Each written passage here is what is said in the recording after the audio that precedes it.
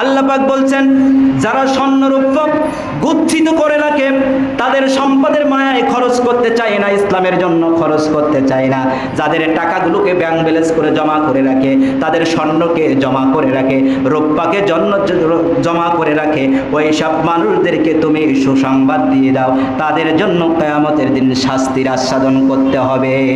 বলেছেন কে? আরো জোরে বলেন, বলেছেন কে? যাদের পরে যাকাত ফরজ হয়েছে তারা যদি যাকাত না দেয়, আল্লাহ পাক বলছেন ওদেরকে তুমি সুসংবাদ দিয়ে দাও, কিয়ামতের দিন তোমাকে কঠিন শাস্তি ভোগ করতে হবে।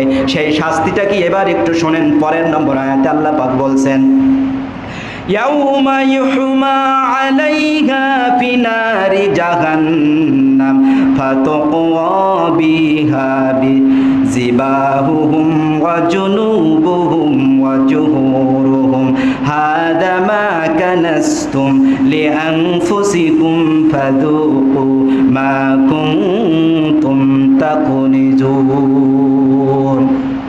যারা সম্পদ এবং সোনা রূপা গচ্ছিত করে রেখেছে, আল্লাহ রাব্বুল আলামিন তাদেরকে বলছেন এই সম্পদগুলো কিয়ামতের দিন কি হয়ে যাবে?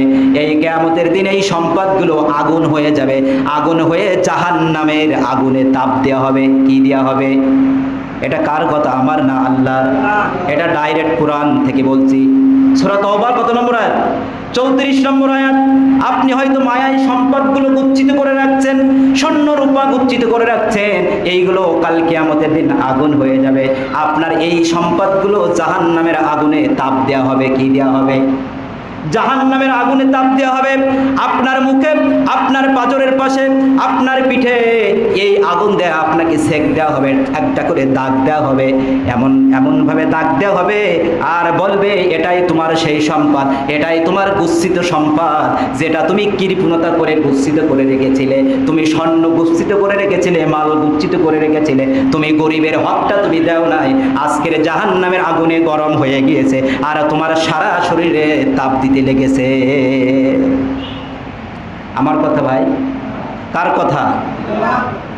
এই সম্পদগুলো আগুন তাপ দিয়ে আগুন হয়ে যাবে। তাহলে যে সম্পদ আপনি গচ্ছিত করছেন, আপনি রেখে দিচ্ছেন, এই সম্পদগুলো কি হবে? বলেন কি হবে? আগুন হয়ে যাবে। আপনার ওই জাহান্নামের আগুনে গরম হয়ে আপনার একবার মুখে, একবার পিঠে, একবার পাঁজর কাটিতে আপনাকে সেক দিতে লাগবে। বিশ্বাস না হয় সূরা তাওবা 34 নম্বর আয়াত আপনারা একটু দেখেন।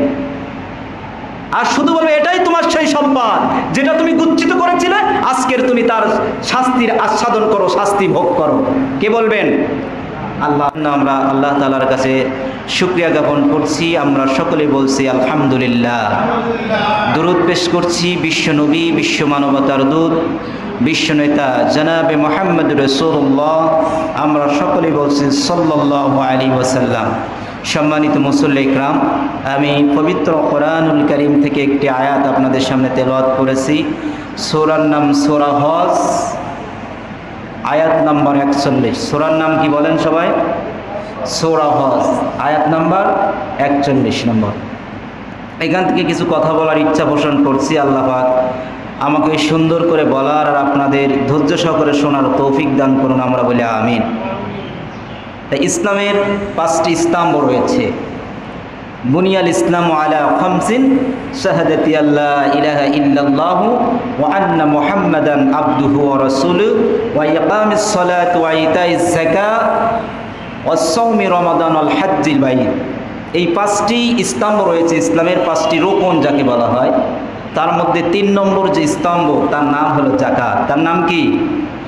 যাকাত। 5টি স্তম্ভের মধ্যে যাকাত একটি গুরুত্বপূর্ণ জিনিস। যাকাত শব্দের অর্থ হলো পবিত্রতা, বৃদ্ধি পাওয়া। বলেন আমার সাথে, যাকাত শব্দের অর্থ কি? পবিত্র পাওয়া, বৃদ্ধি পাওয়া। পবিত্রতা হওয়া, মাল পবিত্র হওয়া এবং মালটা বৃদ্ধি পাওয়া। সম্মানিত মুসল্লি ইকরাম, এই যাকাত আমরা, আমাদের পরে অনেকের ফরজ। যাকাত দেওয়া ফরজ না নফল? বলেন তো, যাকাত দেওয়া ফরজ না নফল? ফরজ না?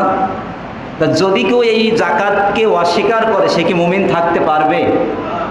যদি কারোর পরে জাকাত ফরজ হয়ে যায়, সে যদি জাকাত আদায় না করে, জাকাত অস্বীকার করে, বলেন সে মুমিন না কাফের? আল্লাহর কোরআনের আয়াতকে যারা অস্বীকার করে এরা মুসলমান থাকতে পারে না। আমরা গ্রামগঞ্জে সমাজে দেখতে পাই যে অনেক মানুষের উপরে জাকাত ফরজ হয়েছে কিন্তু জাকাত আদায় করে না। আছে না এরকম মানুষ? কোটি কোটি টাকার মালিক, লক্ষ লক্ষ টাকার মালিক, অথচ তাদের জাকাত দেওয়া পছন্দ করে না, জাকাতও তারা দেয় না। এই জাকাতের মধ্যে গরিবের হক রয়েছে। কাদের হক? অফি আমওয়ালিহিম হাক্কুল লিসাইল ওয়াল মাহরুম। তোমাদের সম্পদের মধ্যে, তাদের সম্পদের মধ্যে গরিবের হক রয়েছে। সুবহানাল্লাহ বলেন। আপনি যে গরিবের যে জাকাত দেন, ওটা গরিবকে আপনি গরিবকে আপনি অসহায় গরিবদের দেন, আপনি করুণা করেন না। ওটা প্রয়োজনে গরিব আপনার জাকাত নিয়ে আপনাকে বাঁচিয়ে দেন, ঠিক কিনা বলেন? আপনি আমি জাকাত দিয়ে আর মনে করি মানে গরিবকে করুণা করছে, তাই না? গরিবের করুণা। অতএব গরিব মানুষ আপনার জাকাত নিয়ে আপনারে বাঁচাই দেন, আপনার গুনার হাত থেকে, আপনার শাস্তি থেকে ওই গরিব মানুষ বাঁচাই দেন। কারণ আপনার যে সম্পদ, ওই সম্পদের মধ্যে গরিবের হক রয়েছে। আমার কথা না আল্লাহর কথা? আরো জোরে বলেন কার কথা?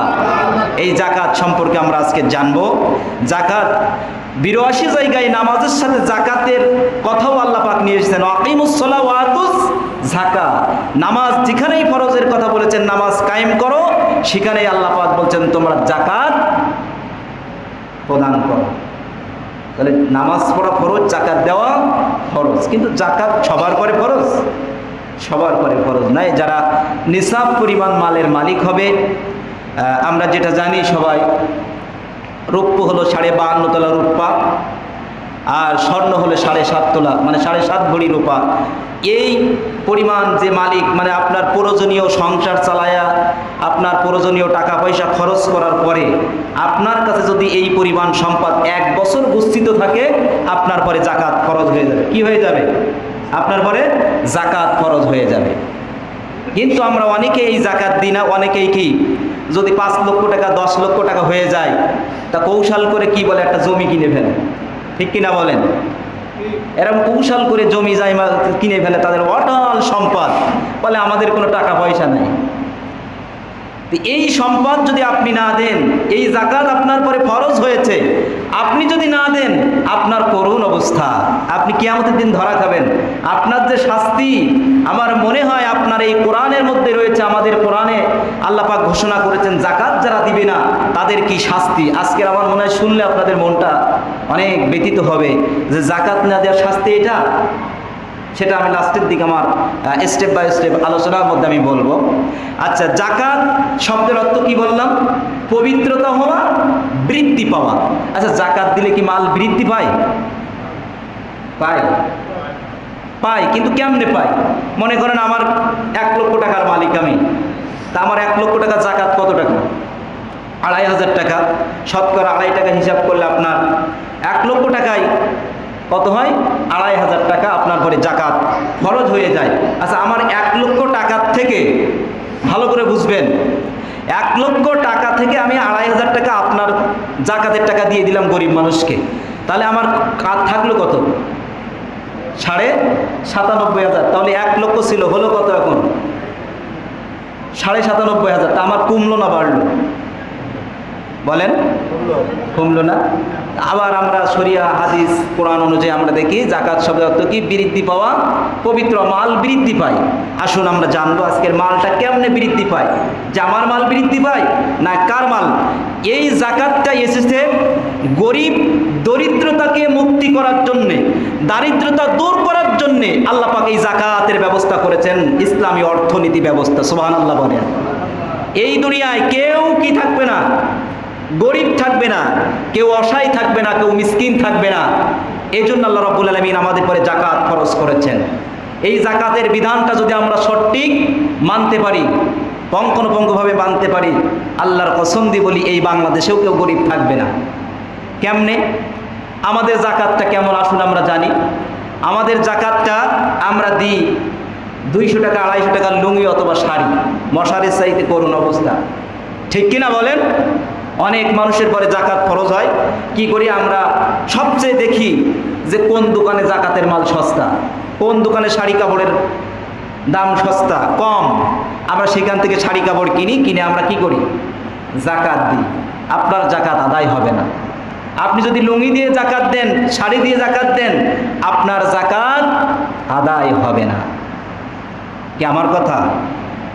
আমরা সান্ত্বনা দেওয়ার জন্যে আপনার পরে মনে করেন 10,000 টাকার জাকাত ফরজ হয়েছে। কয় হাজার টাকা? 10,000 টাকার জাকাত ফরজ হয়েছে। আপনি কি করলেন? 25 জন মানুষকে বা 20 জন মানুষকে আপনি দিয়ে দিলেন 500 টাকা করে। আচ্ছা, একজন মানুষকে যদি আপনি 500 টাকা করে জাকাত দিয়ে দেন প্রত্যেককে, তা এই সমাজ কি কখনো দরিদ্র থেকে মুক্তি হবে? 500 টাকায় কি হয় বলেন?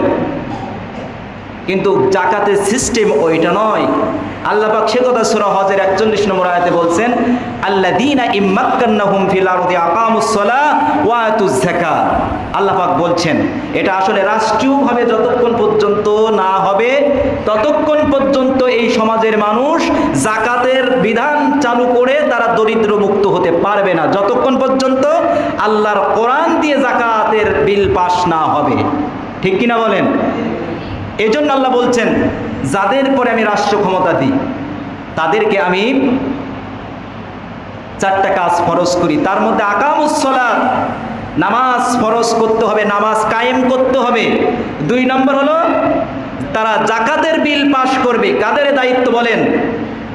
যারা সরকারের দায়িত্ব বসবে, যারা দেশের দায়িত্ব বসবে, এদের পরে কি করেছেন আল্লাহ বলেন?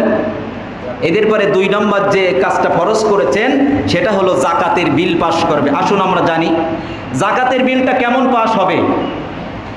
ইসলামী অর্থনীতি ব্যবস্থায় যে নিয়মটা হলো, একটা দেশের মধ্যে মনে করেন প্রত্যেক বছর জাকাত আদায় হবে। এটা কার মাধ্যমে? সরকারের মাধ্যমে। সরকার, আমার দেশের সরকার এই জাকাতের মালগুলো কি করবে? আদায় করবে। সেখানে কর্মচারীও নিযুক্ত থাকবে আদায় করার জন্য, মানুষ টাকা পয়সা আদায় করার জন্য সেখানে নিযুক্ত থাকবে কর্মচারীরা। সেখান থেকে আদায় করবে, আদায় করে বাইতুল মালে কি হবে? জমা হবে। আর সেখান থেকে কিছু মানুষকে কি করবে? জাকাতের ব্যবস্থা করে দিবে। এমন দিবে ওই 500 টাকার শাড়ি 200 টাকার লুঙ্গি এটা না। মনে করেন এই বছরে 50,000 মানুষ জাকাত দিয়েছে। কয় হাজার মানুষ? 50,000 মানুষের পরে মনে করেন জাকাত ফরজ, আর 50,000 মানুষকে জাকাত দেবে। এইবার মনে করেন একটা মানুষকে যদি 5 লক্ষ 10 লক্ষ করে টাকা দিয়ে দেয়, আমার কথা বোঝেন ভালো করে, একজন মানুষকে যদি আপনি 5 লক্ষ টাকা দিয়ে একটা কর্মসংস্থা করে দেন, একটা ইজি বাইক কিনে দেন, একটা প্রাইভেট বা বিভিন্ন ব্যবসা প্রতিষ্ঠান খুলে দেন, আমার বিশ্বাস এই 50,000 মানুষকে যদি আপনি 5 লক্ষ টাকা করে জাকাতের ব্যবস্থা করে দেন, তা আমার মনে হয় আগামী বছর এই 50,000 মানুষের জাকাত দেওয়া লাগবে। বলেন? এই 50,000 মানুষের জাকাত দেওয়া লাগবে না, বরং এই 50,000 মানুষ ব্যবসা করে ইনকাম করে আবার ফ্রি 50,000 মানুষকে জাকাত দিবে। সুবহানাল্লাহ বলবেন না? এটাই হলো জাকাতের সিস্টেম। এটা কি? এটা জাকাতের সিস্টেম আল্লাহ রাব্বুল আলামিন আমাদের করে দিয়েছেন। এটাই হলো মাল বৃদ্ধি পাবে। এটার নাম কি? এটার নাম মাল বৃদ্ধি। বলছে না জাকাত শব্দের অর্থ কি? বৃদ্ধি পাওয়া। তা বৃদ্ধি মনে করেন সাপোজ এখন রাষ্ট্রীয়ভাবে চালু নাই, এখন কি নাই? রাষ্ট্রীয়ভাবে চালু নাই। আপনারা 4 ভাই মনে করেন, 4 ভাই, আপনাদের 3 ভাইয়ের পরে জাকাত ফরজ। কয় ভাইয়ের পরে? 3 ভাইয়ের পরে জাকাত ফরজ, আর 1 ভাই গরিব দারিদ্র। এখন এই 3 ভাইয়ের পরে মনে করেন 1 লক্ষ টাকা করে জাকাত হয়েছে। এখন ও যদি সব মানুষকে 500 1000 করে না দিয়ে ওর নিজের আপন ভাইকে যদি এই 5 লক্ষ বা এই 3 লক্ষ টাকা যদি তার ভাইকে দিয়ে দেয়, একটা কর্মসংস্থা তৈরি করে দেয়, আমার বিশ্বাস আগামী বছর ওই ভাইও জাকাত দিবে অন্যকে। সুবহানাল্লাহ বলবেন না? এরকম করতে করতে দেখা যাবে বাংলাদেশে একদিন জাকাত খাওয়ার মানুষ থাকবে। জাকাত খাওয়ার মানুষ। আপনি যে লুঙ্গি দেন, 250 টাকা 300 টাকার শাড়ি দেন, আল্লাহর কসম দিয়ে বলে আপনার জাকাত আদায় হচ্ছে না। এখন আমাদের সরকারিভাবে আমাদের সেই কোরআনের বিল পাস নাই। আপনি কি করবেন? আপনি যদি আপনার 3 লক্ষ 2 লক্ষ টাকা জাকাত হয়ে যায় বা 50-30 হাজার টাকা যদি হয়ে যায়, আপনি একজন অসহায়কে একটা ভ্যান কিনে দেন। কি কিনে দেন? আপনি 50 জনকে 500 টাকা করে না দিয়ে একটা গরিব মানুষকে একটা ভ্যান, একটা রিক্সা কিংবা একটা ইজি বাইকের ব্যবস্থা করে দেন। আগামীতে দেখা যাবে ও আর জাকাত নিচ্ছে না, ও আরও কি মানুষকে জাকাত দিচ্ছে। সুবহানাল্লাহ বলেন। এই জন্য সম্মানিত মুসল্লি কিরাম, এই জাকাতের বিল যদি এইভাবে পাস হয়ে যায়, এই বাংলাদেশে একদিন দারিদ্র থাকবে না। কারণ আল্লাহ জাকাতকে ফরজ করেছেন এজন্য যে সমাজের মানুষদের গরিবকে তারপর অভাবী দূরকরণ করার কারণে গরিব থাকবে না কোনো দেশে, এই জন্য জাকাতের বিল পাস করেছেন। সুবহানাল্লাহ। জাকাতের বিল যদি জাকাত দেওয়াকে কেউ যদি অস্বীকার করে, তাদের বিরুদ্ধে যুদ্ধ করার ঘোষণার কথা বলা হয়েছে।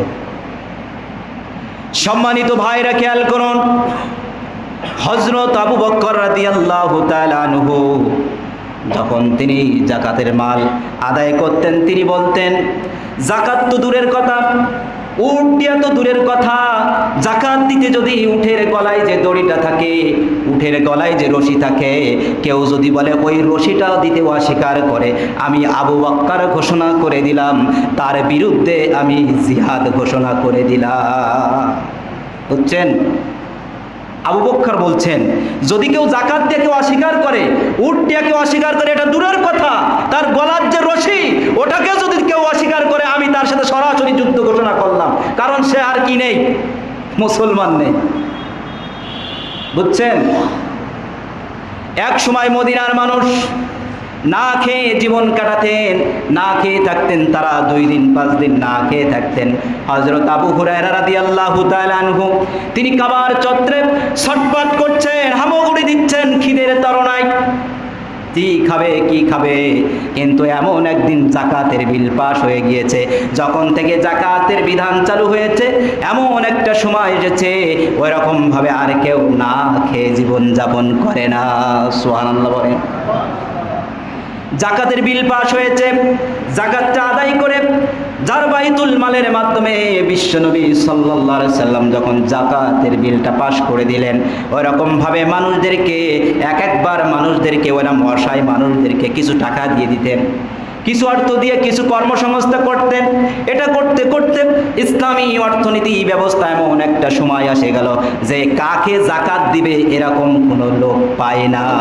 সুবহানাল্লাহ বলেন। যে জাকাত কাকে দিবে এরকম কোনো লোক পায় না।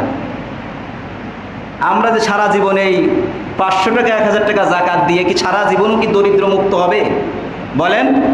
যদি একজন মানুষকে 5 লক্ষ টাকা দিয়ে দেন, ও কিন্তু কি হয়ে যাবে? স্বাবলম্বী হয়ে যাবে। এরকম ভবিষ্যৎ এক এক করতে করতে এই বাংলাদেশে কেউ অভাবী থাকবে না।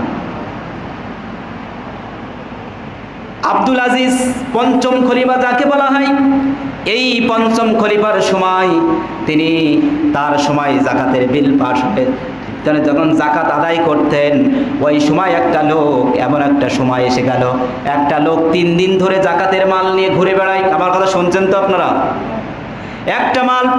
একটা মানুষ 3 দিন ধরে জাকাতের মাল নিয়ে ঘুরে বেড়ায়, কাকে জাকাত দিবে এরকম একজন লোক পাচ্ছে না, যে কাকে জাকাত দিবে এরকম কোনো লোক নাই। তিনি হাঁটতে হাঁটতে তিনি জাকাতের মাল বহন করে করে মানুষ খুঁজে বেড়াচ্ছেন কারকে জাকাত দিবেন। তিনি হাঁটতে হাঁটতে ক্লান্ত হয়ে গিয়েছেন, একটা গাছের কাছে বসে আছে। গাছের কাছে বসে আছে, তিনি হঠাৎ দেখে যে দূর থেকে একটা মানুষ, তিনি কিছু বস্তা নিয়ে বোঝা নিয়ে মাথায় করে তিনি আসতেছেন। মনে করছেন আমার মনে হয় আমি একে জাকাত দিয়ে মুক্ত হতে পারবো, আমার মনে হয় একে জাকাত দিয়ে মুক্ত হতে পারবো। ওই লোকটা আসার পরে সালাম দিয়েছেন। সালাম দেওয়ার পরে কথা, হ্যাঁ আপনারে পেয়ে গেছি, খুব ভালো হয়েছে। আমি 3 দিন ধরে জাকাতের মাল নিয়ে আমি ভুগতেছি, আমি কাকে জাকাত দিব এই লোকটা আমি পাচ্ছি না। তা যাক, আপনি আসছেন, ভালো করছেন। তা আমার এই জাকাতের মালগুলো নিয়ে আমাকে একটু মুক্তি করেন। শুনছেন আমার কথা? আমার এই জাকাতের মালগুলো নিয়ে আপনি আমাকে একটু বাঁচান, মুক্তি করেন। তখন ভাই মিয়া তুই কি বলিস? তুমি 3 দিন ধরে জাকাতের মাল নিয়ে লোক খাজো, আর আমি মিয়া 7 দিন ধরে মাথায় করে নিয়ে ঘুরে বেড়াচ্ছি, কাকে জাকাত দিব আমি পাচ্ছি না। তুমি আমাকে জাকাত দিবা? এটাই হলো ইসলামী অর্থনীতি ব্যবস্থা।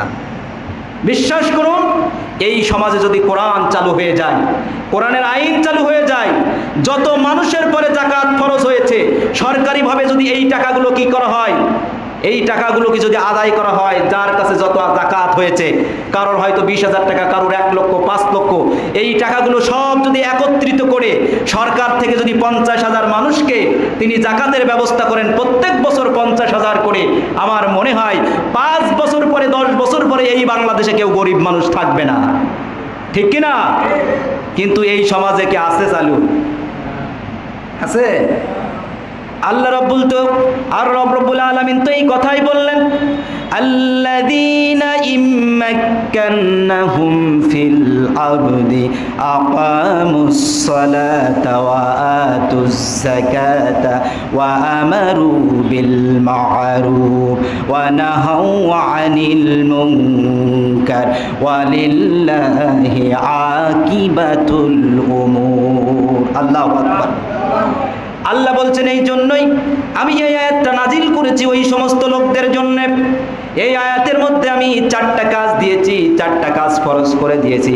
আমি সবার জন্য ফরজ করি নাই, কিন্তু যারা দেশের রাষ্ট্র ক্ষমতা পাবে, যারা দেশের রাষ্ট্র ক্ষমতা পাবে এদের জন্য আমি এই 4টা কাজ ফরজ করে দিয়েছি।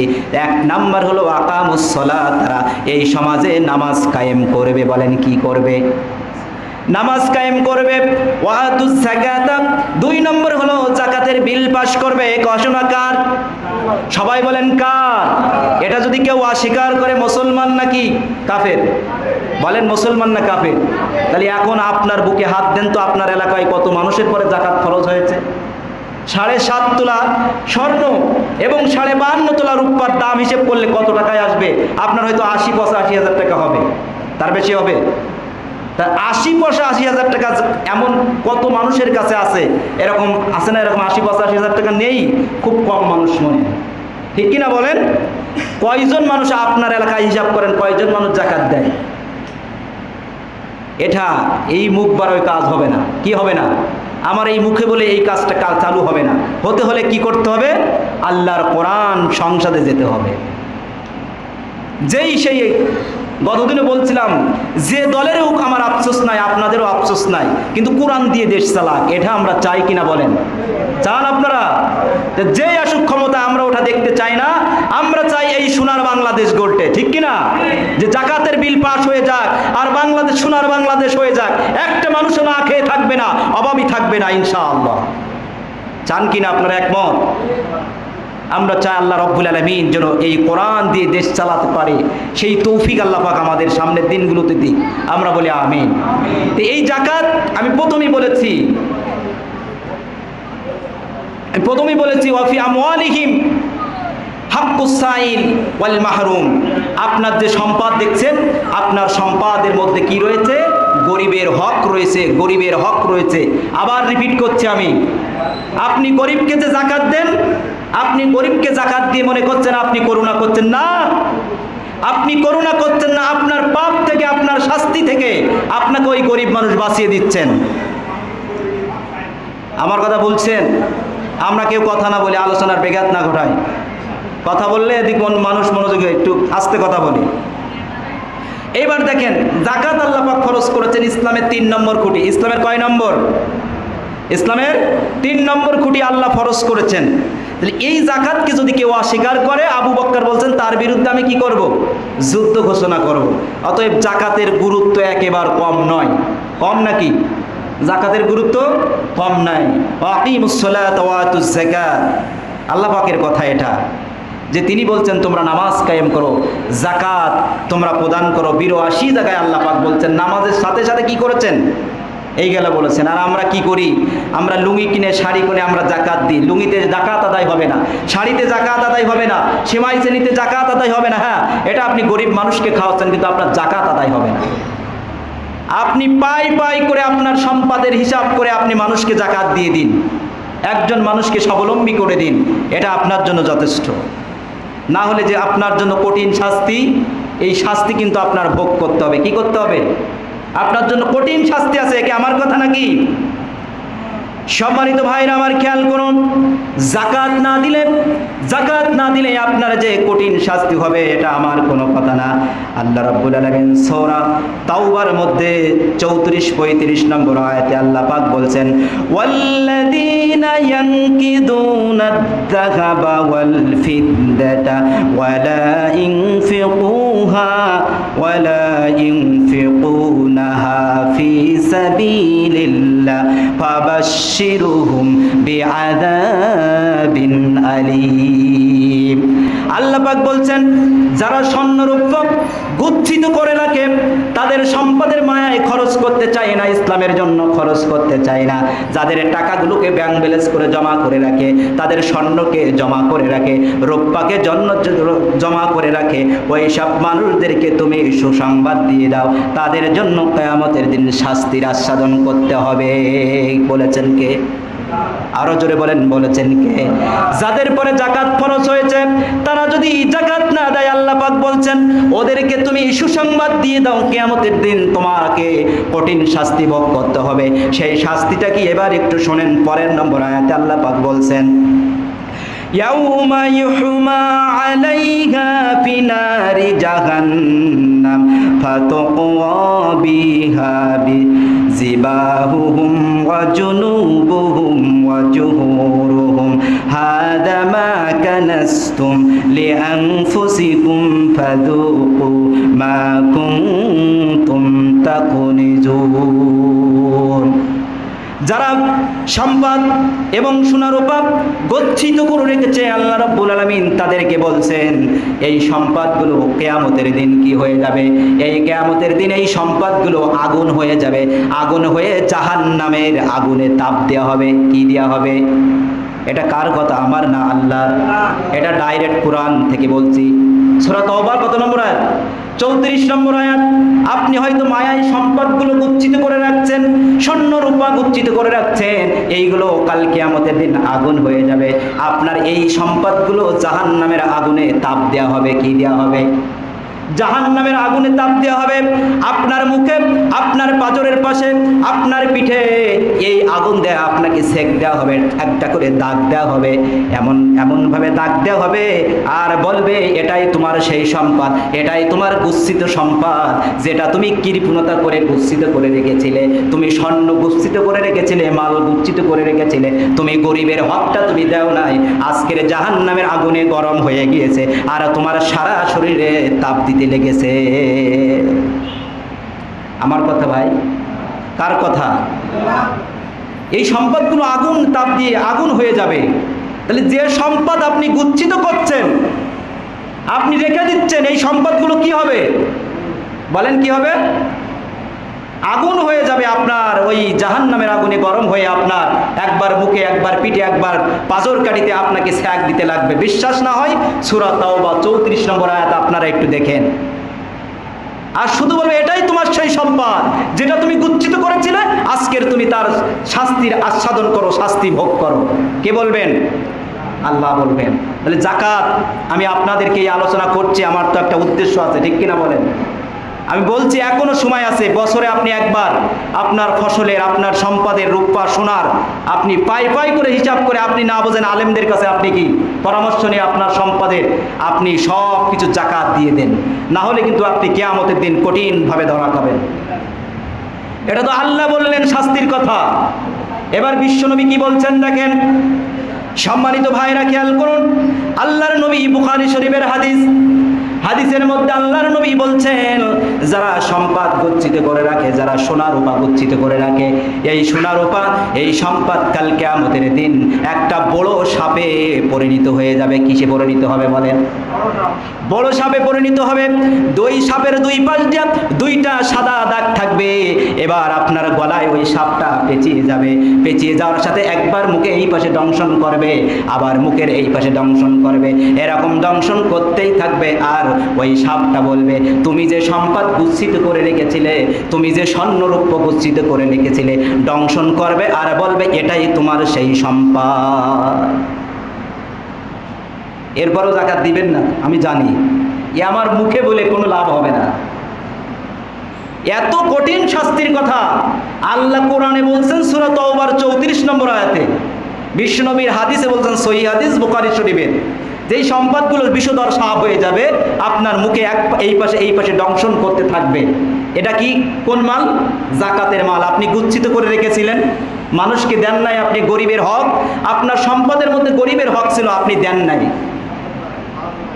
আপনি শাড়ি আর লুঙ্গি দিয়ে করুণা করেছেন না, কিয়ামতের দিন আপনি কঠিনভাবে ধরা খেয়ে যাবেন। সম্মানিত ভাইরা, আমি আপনাদের রাগ করার জন্য বলছি না, আপনাদের পরে আমি, আপনার পরে আমার পরে কি কোনো রাগ আছে বলেন? আপনাদের পরে আমি কোনো সম্পত্তি পাই? কোনো অংশীদার আছি আপনাদের কাছে আমি, তা কেন রাগ করব? আমি বুঝাতে চাচ্ছি যে মানুষকে আপনারা যেহেতু আমাকে এখানে দায়িত্ব দিয়েছেন, আমারও তো কিছু দায়িত্ব আছে, ঠিক কিনা বলেন? যে মানুষ জাহান্নাম থেকে কিভাবে বাঁচে, এই যে শাস্তির কথা বললাম, আপনার এই সম্পদ আপনার জন্য কি একদিন কি হয়ে যাবে? জাহান্নামের জন্য যথেষ্ট হয়ে যাবে। অতএব এই সম্পদ থেকে কোনো লাভ নাই। অতএব আপনার সম্পদকে পায় পায় করে হিসেব করে আল্লাহ পাক আপনার পরে জাকাত ফরজ করেছেন, আপনি সম্পদ এর যে হিসাব কিতাব করে যে জাকাত চায় আপনি মানুষকে দিয়ে দেন, গরিবকে দিয়ে দেন। আর আশা করি সামনে এই কোরআনের বিল পাশ হলে একদিন রাষ্ট্রীয়ভাবে এটা আদায় করা শুরু